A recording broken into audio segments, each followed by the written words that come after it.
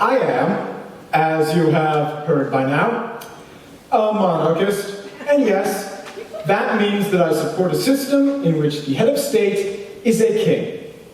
Or queen, let's not be sexist here. Now, chances are, when you heard this came as a surprise to many of you, especially given that my country, the United States of America, was quite literally founded on opposition to monarchy. Not helping this perception is the portrayal of monarchs in the media. When many of us think monarch, we might think of, for example, the Emperor from Star Wars cackling as he blasts Luke Skywalker with lightning, or perhaps the evil queen giving Snow White a poisoned apple. So, with all these examples, it's not strange that my ideology comes as a surprise to many people. Now, I want to make one thing very clear. None of this is meant to oppose democracy. I don't support absolute monarchies of the kind found in Saudi Arabia or the Gulf states, to name a few. In spite of these examples, monarchy is not a threat to democracy. Quite the opposite, in fact. According to the European Intelligence Unit, of the 20 most democratic countries in the world in 2015, 10 of them were monarchies. And those 10 were Norway, which is the most democratic country in the world, Sweden, Denmark, the United Kingdom, New Zealand, Australia, Canada, Luxembourg, the Netherlands, and Spain. And incidentally, that number, 10 out of 20, is disproportionate with the total percentage of nations that are monarchies. But yes, even with this considered, it would be valid to ask, what's the point? If the monarch isn't going to threaten democracy, if the monarch is going to reign but not rule, what is the point of having one, of paying for one? It is a perfectly valid question, but fortunately for me, or else this would be the most embarrassingly short TEDx talk in the history of the institution, it is one I am prepared to answer. Why choose monarchy? Monarchs are not only capable of coexistence with democracy. In many ways, they enhance democracy. The first way in which this can happen is that a monarch is better suited to be a head of state than any elected official. The reason for this is that a head of state is supposed to represent all of their people, regardless of race, regardless of gender, regardless of sexual orientation, regardless of religion, and, crucially, regardless of political alignment. To illustrate this difference, let's contrast the cases of the United States and United Kingdom. American President Donald Trump was elected, and whether you support or oppose him, it's an undeniable fact that a good deal of his people, 65 million of them to be exact, fall decisively into the latter category. I can tell you this much. The people on the streets about a year ago chanting, "Not my president," they certainly didn't think their new head of state was representing them. Now, who can tell me the last time the people of the UK went out on the streets chanting, "Not my queen"? As many of you have probably guessed by now, it's a trick question. It never happened. Because a monarch is neutral in politics, they are able to represent their people regardless of politics. And even in countries such as Germany, where the president is purely ceremonial, they are still elected, and they are still quite likely to be a politician. So, their election is, and will be, a political issue. Another way in which a monarch simply makes a better head of state than a politician is that monarchs hold this position for life. Queen Elizabeth II has reigned through the terms of 12 American presidents as of the election of Donald Trump. This gives governments a consistent symbol, and one that, in most cases, will remain recognizable for a long time. I'd be willing to bet a fair amount of money that the average American would have a much harder time naming those 12 presidents than the average Brit would have naming the Queen. at it like this. If the identity of Santa Claus were to change every election cycle, do you all still think he would be such an enduring symbol of Christmas?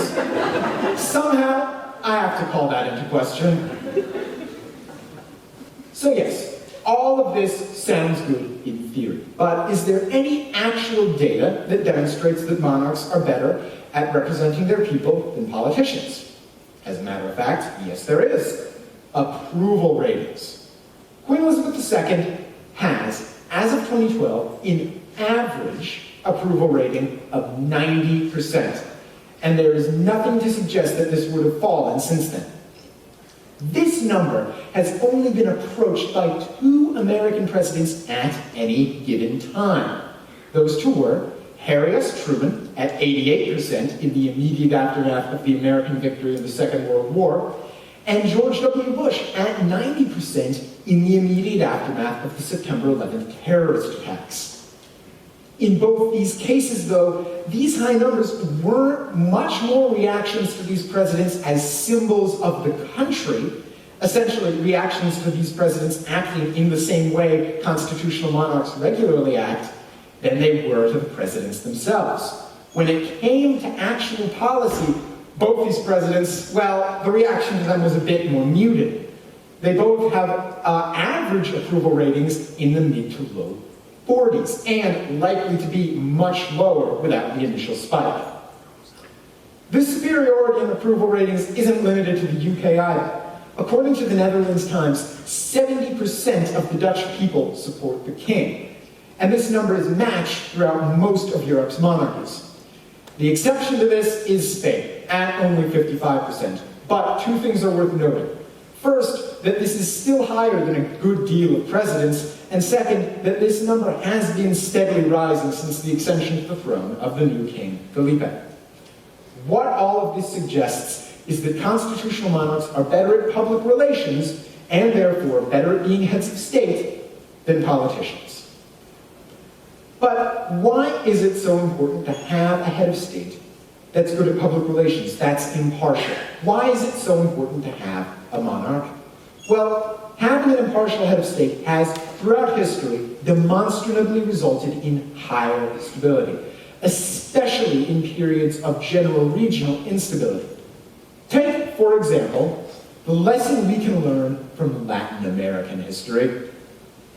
Following the collapse of Spanish and Portuguese authority in the region, the vast majority of post-colonial states fell apart into a cycle of coups. Their democracies were failures. The exception to this was the Empire of Brazil.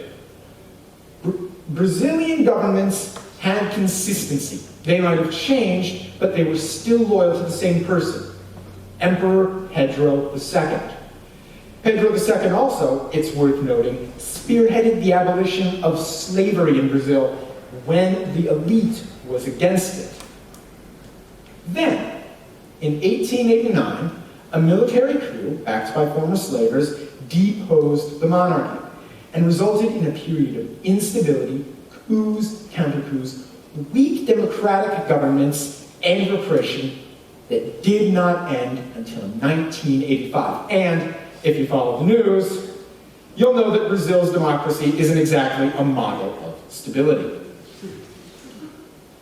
The contrast is clear. Latin America isn't the only example we can use either.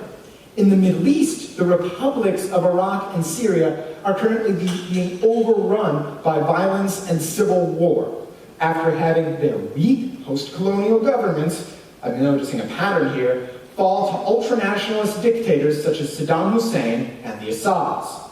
Meanwhile, the neighboring Kingdom of Jordan has been steadily democratizing since 1948 and is one of the best, if not the best place to live in the Arab world, relatively tolerant and virtually free of violence. A monarchy for the purposes of stability might not seem all that necessary for the Western world. I mean, after all, the West is stable. The West is free of threats to democracy. And that's correct now. But it doesn't make any sense to assume that this will be the case forever. Remember, It was less than a century ago when the armies of the Third Reich seemed poised to unite all of Europe under fascism. Incidentally, the rise of the Nazis to power in Germany prompted Winston Churchill to bemoan the abolition of the German monarchy as one of the biggest mistakes the Allies made in dealing with a defeated Germany. A figurehead monarch of Germany, Churchill argues, could have increased loyalty to democracy, the lack of which plagued the German Republic. For the most part, the era of kings and queens ruling rather than merely reigning has come to an end. For this reason, it does seem to make sense to question the purpose of monarchy, the relevance of monarchy in the modern world. I hold, however, that today a monarch is not just beneficial. A monarch is invaluable. Constitutional monarchs make better heads of state than politicians. Constitutional monarchs represent their nation regardless of what political party happens to be in power. Constitutional monarchs can be, have been, and are rocks of stability in uncertain times. So remember, if you feel your government doesn't represent you, if you feel concerned about trying times in your nation, remember that there is an alternative. You can choose monarchy